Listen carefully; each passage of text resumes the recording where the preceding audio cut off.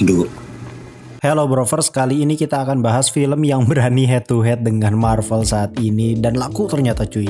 Biasanya kalau ada film Indonesia gitu ya yang emang papasan dengan jadwal Marvel, itu udah wassalam biasanya. Ternyata laku, akhirnya gue coba dong nonton karena penasaran. Terus juga gue sempat lihat di IG official mereka ternyata udah tembus 2 juta views penonton gitu ya. Untuk skala film Indonesia menurut gue 2 juta penonton tuh udah gede.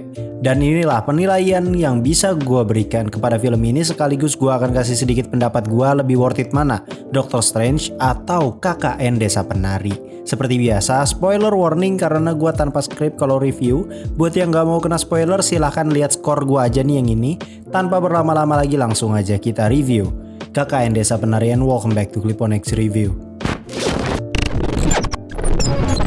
Oke, kali ini kita akan bahas dari segi non-spoilernya dulu ya. Untuk film ini sendiri menurut gua ya, kalau kita ukurnya dari film horor Indonesia yang dirilis dari Januari sampai sekarang ini, menurut gua ya ini udah paling worth it sih untuk ditonton. Untuk saat ini, film ini cukup menyajikan unsur horor yang bisa dibilang mencekam lah ya, walaupun sebenarnya kekurangannya cukup banyak di film ini. Tapi kita bahas kelebihannya dulu deh. Pertama, film ini tuh walaupun sudah ditunda-tunda berkali-kali gitu ya, udah terkenal juga dari thread Twitternya Simple Man ya, tapi ternyata masih bisa dinikmati banget. Padahal hampir semua orang udah tahu cerita KKN Desa Penari ini. Untungnya gua itu tergolong sebagai penonton yang baru. Gua tahu kisahnya cuman sekilas aja, emang pernah denger aja. Gua juga tahu sebenarnya korbannya itu ya ujung-ujungnya Bima sama Ayu kan.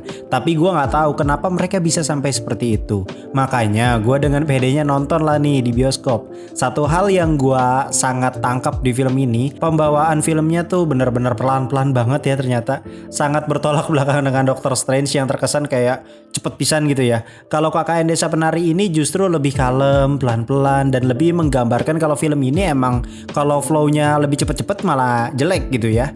Menurut gua untuk saat ini film horor yang benar-benar kelihatan niat dan juga kerasa banget duitnya gitu ya produksinya ya, KKN Desa Penari ini. Walaupun kita tolak ukurnya dari kemarin Januari ya, kita nggak tahu nih apakah nanti ada yang menggeser KKN Desa Penari dari singgasananya atau tidak gitu ya. Terlebih lagi tahun ini kan kalau nggak salah Pengabdi Setan karya Joko Anwar juga rilis. Kayaknya bakal didepak deh bentar lagi. Tapi balik lagi kita ke topik kita. Untuk sekarang masih sangat worth it sekali untuk ditonton. Penyajian beberapa adegan horornya lumayan kerasa mencekam. Walaupun sebenarnya nggak bisa dibilang ngeri banget. Film ini pinter bangun tensi para penontonnya. Dari awal kita benar-benar disajikan nuansa horor secara perlahan-lahan tuh, pelan-pelan banget. Layaknya termometer yang ditaruh di air terus direbus gitu pelan-pelan. Awal-awal kan pasti masih terbiasa gitu kan, tapi pas makin kesini makin panas dan akhirnya makin kerasa gitu ya elemen-elemen gangguan-gangguan dari filmnya ini. Bahkan menurut gua ada beberapa adegan yang membuat penonton loncat karena jump scare.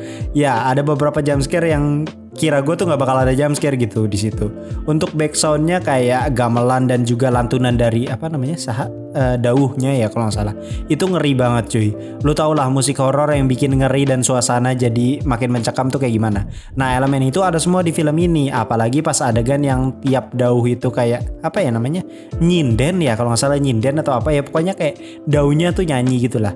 Adegan itu justru sampai bikin kita tuh kayak mikir, wah anjir bentar lagi jump scare nih, bentar lagi jump scare nih. Nggak taunya nggak ada jump scare-nya, emang adegannya cuman untuk bikin orang ngeri aja gitu. Justru jump scare-nya yang bener-bener kagak ada tanda-tanda pisan gitu, langsung jebret anjing depan muka. Untuk tone warna sendiri menurut gue B aja sih ya. Tone warna horor yang aman aja gitu sebenarnya, nggak sampai yang gimana-gimana banget dan nggak sampai yang bisa gue bilang bagus banget juga, ya udah B aja. Untuk performa aktor menurut gue udah pada cukup lah ya untuk masing-masing perannya. Bahkan ada salah satu tokoh yang jokesnya tuh selalu dapet gitu cuy. Tapi balik lagi ya, kalau yang namanya jokes itu kan tergantung selera gitu ya. Tapi menurut gua jokes itu juga tergantung sama yang membawakannya, jago atau enggak membawakannya. Nah aktor yang suka ngejokes di film ini menurut gua udah cukup bagus untuk mencairkan suasana. Padahal scene-nya tuh awal-awal kayak ada scene gitu, misalkan itu tuh kayak harusnya cringe gitu, tapi tiba-tiba dipatahin sama si ini orang nih, akhirnya jadi lucu gitu. Sekarang kita masuk ke kekurangannya. Nah ini dia nih, momen yang ditunggu-tunggu subscriber gue. Hati-hati nih yang bikin film ya, mohon maaf kalau rada nyelekit.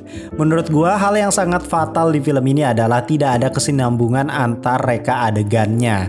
Maksudnya gimana bang? Ya kalau lu nonton nih ya, apalagi yang udah baca ceritanya mungkin, karena gue nonton dulu baru gue kayak telusurin dulu ceritanya gitu kan. Nah lu dari situ gue akan sadar nih ya kalau film ini ternyata cuman mengilustrasikan kejadian-kejadian yang ada di cerita tersebut. Sebenarnya kalau misalkan ditambahin beberapa reka adegan yang emang nggak ada gitu ya di cerita aslinya, tapi ditambahin aja gitu cuma untuk menyelaraskan aja, sebenarnya nggak apa-apa. Salah nggak bang? Ya nggak salah sebenarnya. Yang bikin salah itu ya karena nggak ada adegan yang menyambungkan reka adegan itu, jadinya kayak vibesnya kayak apa ya, kayak patah-patah gitu nggak sih?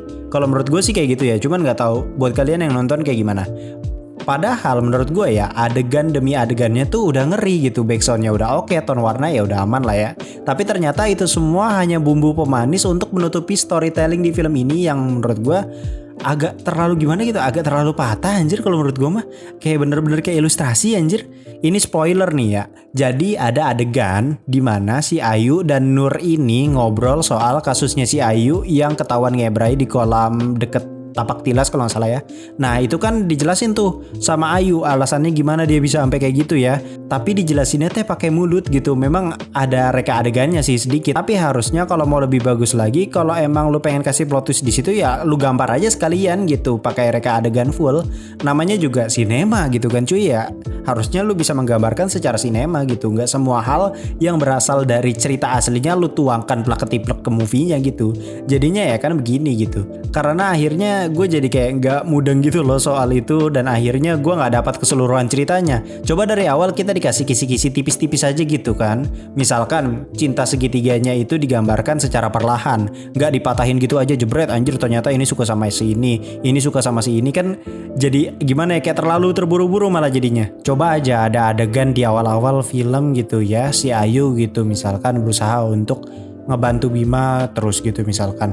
Itu kan kayak ngebuat kita sebagai penonton jadi ada something nih yang dipendam sama si Ayu gitu. Nah adegan tambahan kayak begitu kayaknya nggak masalah nggak sih kalau misalkan ditaruh di film ini, karena kan nggak sampai mempengaruhi keseluruhan ceritanya. Jadi cuma kayak ngasih tahu ke penonton kalau nih Ayu tuh sebenarnya suka sama Bima tuh secara diem-diem gitu, sedangkan Bima bener-bener pengen banget pacarannya justru sama si Widya gitu. Toh adegan kayak gitu tuh justru itu nanti jadi benang merah yang nanti akan menghubungkan ceritanya pada klimaksnya nanti. Kayak sesimpel misalkan ada adegan si Ayu naruh selendang itu di tas Widya gitu kan, tapi akhirnya nggak jadi. Coba kalau diliatin gitu misalkan ya adegan kayak gitu, itu nanti kan jadi benang merah di filmnya kan. Kalau lu gembar-gembor justru di akhir gitu ya, jadinya kayak terkesan buru-buru banget, padahal filmnya 2 jam cuy. Nggak sebentar loh film horor 2 jam tuh. Tapi di film ini kayak berasa kecepetan banget gitu pas udah pertengahan menuju akhir. Kayak seolah-olah waktunya tuh kayak nggak dipergunakan semaksimal mungkin. Emang nggak jelek tapi ya kurang maksimal aja gitu. Harusnya bisa jauh lebih maksimal lagi. Soalnya kayak mubazir aja gitu, durasi udah 2 jam. Adegan banyak yang mencekam gitu, aktornya udah totalitas, tapi eksekusi dalam menyambungkan cerita dari tiap adegan tuh masih kurang gitu kan. Tapi untuk sekelas film horor yang dirilis tahun 2022 ini dari Januari kemarin, menurut gue ya emang worth it banget sih. Dari sini gue yakin bakal ada yang komen terus mendingan mana bang, Doctor Strange atau KKN Desa Penari ini? Itu sih menurut gue tergantung lu nya ya. Lu mau nonton full legit horor atau mau seru-seru juga? Kalau lu mau yang seru-seru, yang banyak adegan epic dan lain sebagainya, jegar-jegar lah ya lu tonton Marvel. Apalagi yang garap Sam Raimi kan ya, masih terbilang aman untuk kualitas film Hollywood. Kalau lu maunya tuh full horor gitu ya, dan emang pengen banget horor yang lumayan mencekam, ya nontonnya KKN ini. Toh durasinya sama kok, sama-sama 2 jam pas. Jadi kalau dari segi durasi udah sama nih, tinggal lu milih sesuai kebutuhan lu aja. Untuk sinematografi di film ini menurut gua sosok lah ya, nggak bisa dibilang bagus, nggak bisa dibilang buruk juga gitu ya, udah standar aja gitu. Kalau lu bandingin sama Marvel ya nggak bisa dibandingin, nggak adil cuy. Marvel kan udah kelas internasional bro, jadi kayak ya nggak bisa dibandingin lah gitu kan. Mungkin peralatannya aja lebih banyak Marvel gitu, jadi wajar gitu. Tapi menurut gua ya untuk versi yang yang KKN ini kan ada 2 versi. Nah gue versi yang uncut yang gue tonton. Gak bisa dibilang sadis-sadis banget sih. Jadi yang bikin ini jadi rating dewasa ya karena adegan ngebrai di tapak tilas itu aja.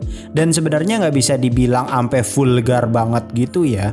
Kagak ada adegan ngebrai pun sebenarnya gue biasa aja sih. Gue gak ngerasa ampe ada perbedaan yang gimana-gimana gitu ketika lu mungkin nonton yang versi PG-13 gitu ya. Soalnya bener-bener legit yang ngebrai aja sebenarnya yang di-cut itu.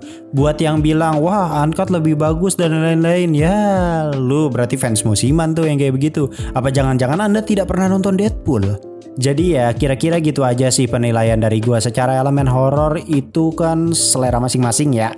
Ada yang orangnya teh kagetan gitu ya. Nah gue cenderungnya teh orangnya yang kagetan gitu. Jadi horornya teh kena gitu ke gua. Tapi untuk storynya menurut gua masih banyak kekurangan sana sini yang harus bisa lebih maksimal lagi sebenarnya. Seperti biasa skor gua taruh di awal video. Gue Clip on X pamit undur diri and I'll come see you next time.